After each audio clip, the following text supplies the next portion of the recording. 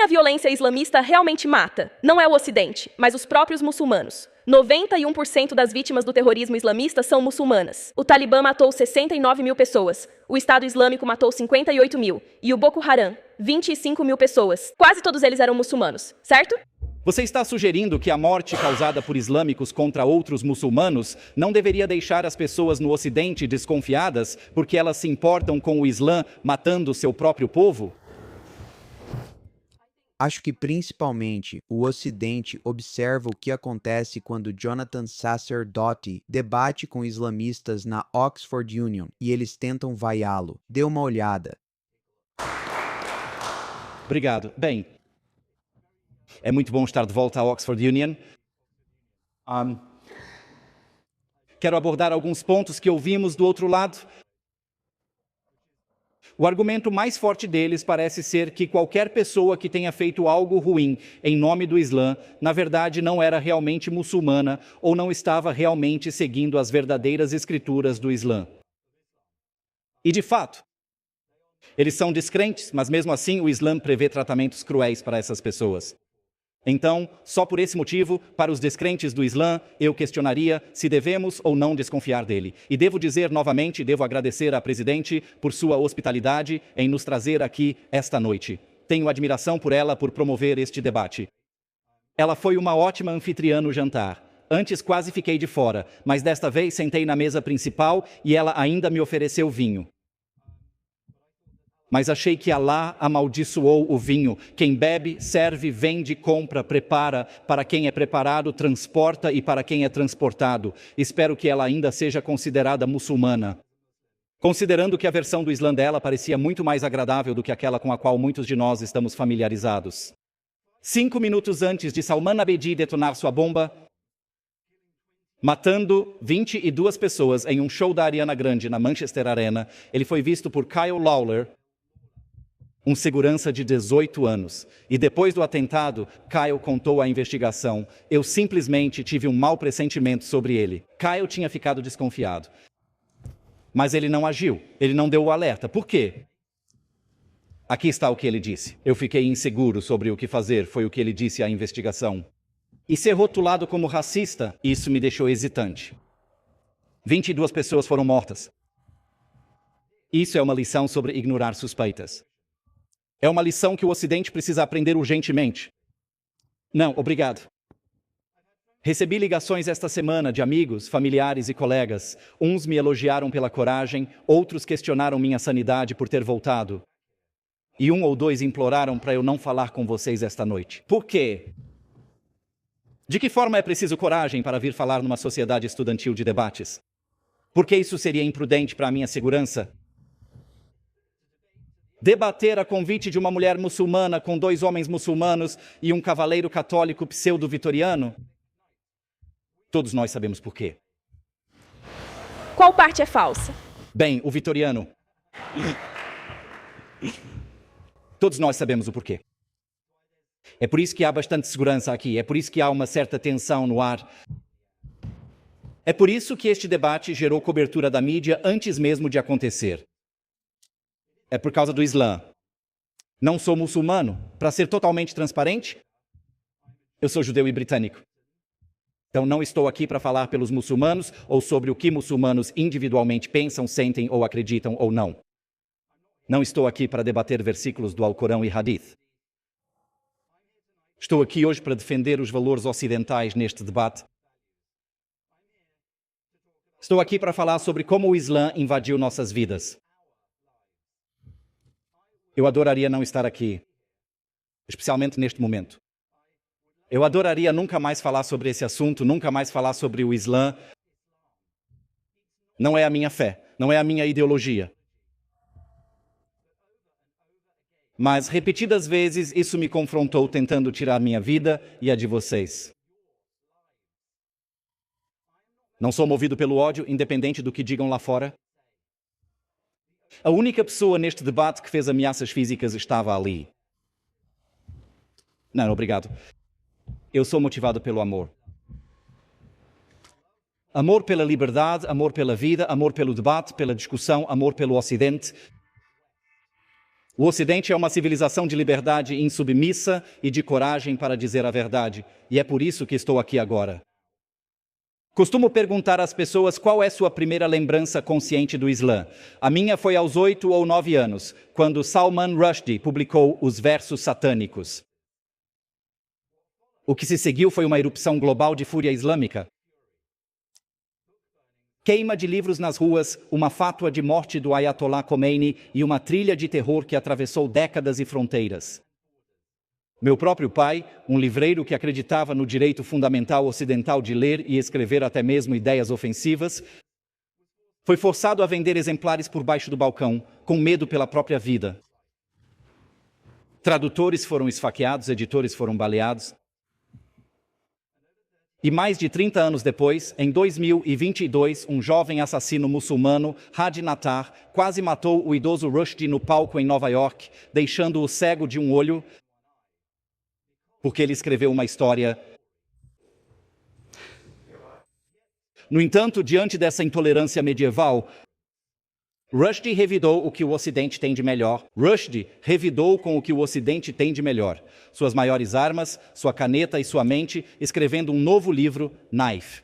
Ele combateu a violência com... Rushdie revidou com o que o Ocidente tem de melhor. Suas maiores armas, sua caneta e sua mente, escrevendo um novo livro. Ele combateu a violência com o Ocidente. Eles combateram a arte com violência. Islâmico. Mas você não precisa ser um escritor para ter sofrido a intrusão violenta do Islã em sua vida. Em 11 de setembro de 2001, 19 sequestradores gritaram Allahu Akbar, enquanto assassinavam quase 3.000 pessoas em nome do Islã, jogando aviões contra as Torres Gêmeas. Em 7 de julho de 2005, 4 homens-bomba muçulmanos britânicos mataram 52 passageiros no metrô e em um ônibus de Londres, declarando: "Estamos em guerra e eu sou um soldado." Em 2013, Michael Adebilajo decapitou o jovem soldado britânico Lee Rigby em plena luz do dia em uma rua de Woolwich. E então disse com orgulho à polícia e aos companheiros, com as mãos pingando sangue: "Eu sou um soldado de Alá." Theo Van Gogh, esfaqueado, baleado, quase decapitado em Amsterdã por criticar o Islã. Seu assassino prendeu um bilhete ao corpo, declarando que isso foi feito, abre aspas, "pela lei que me ordena cortar a cabeça de qualquer um que insulte Alá e seu profeta." Pode me dar exemplos das escrituras no contexto e adequadamente? Que possam sugerir ou indicar ações dessas pessoas específicas? Esse é o ponto central dessa questão. Eu não preciso te dar esses exemplos porque todos esses homens que mataram ocidentais, que mataram outros muçulmanos, citaram trechos do seu livro sagrado. Estou falando de Ayaan Hirsi Ali, que trabalhou com Van Gogh.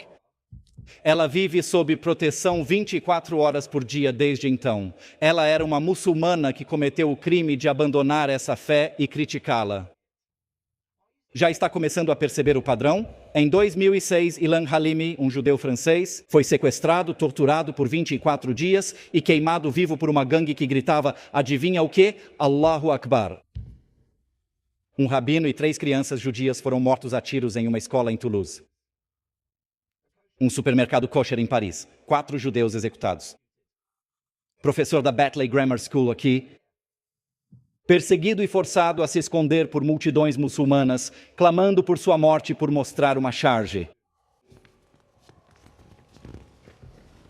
Charlie Hebdo, 3 amigos gays em um casamento, David Amos, deputado, Streatham, London Bridge, Westminster Bridge, Parsons, Estação Manchester Victoria, jornalistas, homens gays, judeus, deputados, passageiros, policiais, cidadãos comuns. A lista continua, continua e continua. Pessoas desonestas vão te dizer que isso não é o Islã, mas extremismo. Extremismo do quê? Jainismo extremo, quaquerismo extremo. Os 2 convertidos ao Islã, que estão do outro lado, não podem negar que aqueles assassinos eram muçulmanos, seguindo suas crenças islâmicas. Eles mesmos disseram isso. A lista de contribuições islâmicas para a nossa vida ocidental demonstra esse custo humano, o custo humano que faz com que as pessoas aqui tenham medo até de falar sobre o Islã. Por isso somos desconfiados do Islã. E não se preocupe, eu sei que o Islã não é só violência, também é político. Em 1928, Hassan al-Banna fundou a Irmandade Muçulmana, um movimento disciplinado para reverter o desaparecimento da vida islâmica tradicional no Egito. Construindo toda uma sociedade islâmica alternativa. Tenho mais algumas páginas e espero que você me dê a cortesia de me ouvir. Construindo toda uma sociedade islâmica, mesquitas, escolas, instituições de caridade, grupos de jovens, empresas, instituições, que depois eles espalharam para o Ocidente. E a estratégia que eles elaboraram foi uma de transformação islâmica paciente, a partir de dentro. Uma jihad civilizacional. Não se preocupe, esse não é um nome inventado pela extrema-direita, por Tommy Robinson ou por mim. Na verdade, foi assim que eles chamaram. E sabemos disso porque o FBI apreendeu o memorando explicativo deles de 1991, detalhando o plano. Para se estabelecer no Ocidente, construir centros e bases islâmicas, infiltrar instituições e trabalhar até que, aspas, a religião de Alá seja vitoriosa sobre todas as outras religiões. Não, obrigado. Quase um século depois, eles são amplamente aceitos em toda a Europa, nos Estados Unidos e em grande parte do Ocidente como uma ameaça perigosa à democracia. Então o Islã não ataca só com bombas. Às vezes usa nossas próprias liberdades, terra e instituições contra nós. E a ambição do Islã de se espalhar nem sempre é tão sutil.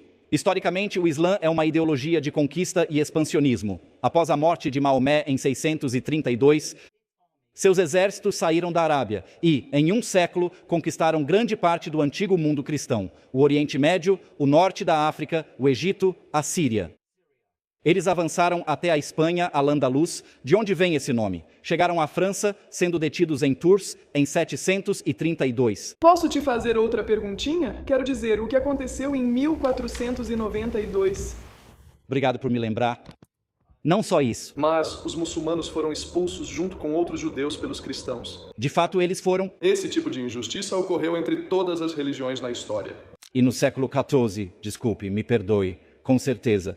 E se você quiser me convidar de volta, Sir Rees-Mogg, eu adoraria debater sobre sua religião, fé e as injustiças que ela cometeu contra meu povo, mas deixo isso para outra noite.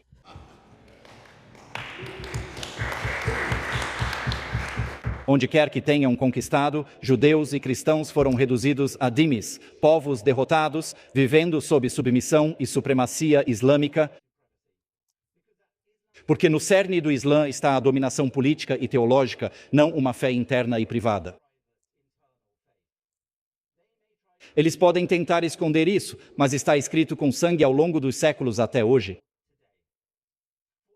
Em qualquer ideologia, podemos valorizar os pontos positivos e desconfiar dos negativos, mas algumas pessoas rapidamente listam tudo de bom que dizem que o Islã trouxe. O segundo orador contou que já deu dinheiro a um velho necessitado. Mas eles rejeitam completamente qualquer ligação islâmica com todas as coisas terríveis que mencionei esta noite. As partes de que gostam, essas são todas do Islã. Mas as partes de que não gostam, bem, não são Islã. Totalmente binário, em uma era em que ser não binário está na moda. Hoje em dia, tudo está em um espectro, exceto o Islã. Então, estou pedindo para que acredite nos seus próprios olhos. Aceite seus instintos de sobrevivência e aplique ao Islã o mesmo pensamento racional que usaria para qualquer conjunto de ideias e comportamentos. Kyle Lawler, aquele segurança da Manchester Arena, vai carregar para sempre o peso de ter ignorado sua suspeita. Não seja como Kyle Lawler. Não tenha medo de alertar sobre um perigo urgente que você identifica instintivamente só porque está com medo. O que temos no Ocidente vale a pena proteger. Nossas liberdades, nossa cultura, esta universidade, este país, tudo isso. E pode competir, pode vencer, mas só se você continuar curioso. Continue sendo inteligente, continue desconfiado, especialmente do Islã. Este debate em Oxford foi absolutamente incrível. O debate sobre o Islã para acabar com todos os debates sobre o Islã aconteceu na Oxford Union, e o discurso de Jonathan Sacerdote foi a cereja do bolo. Eu gostei especialmente quando ele interrompeu a outra palestrante e fez a ela uma pergunta impagável.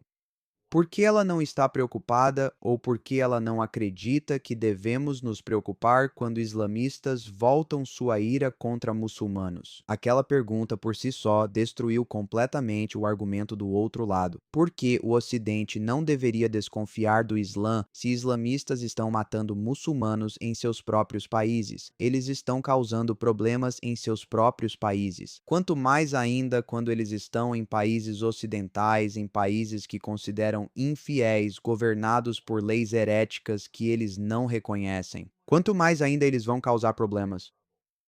Obrigado por assistir, até o próximo vídeo!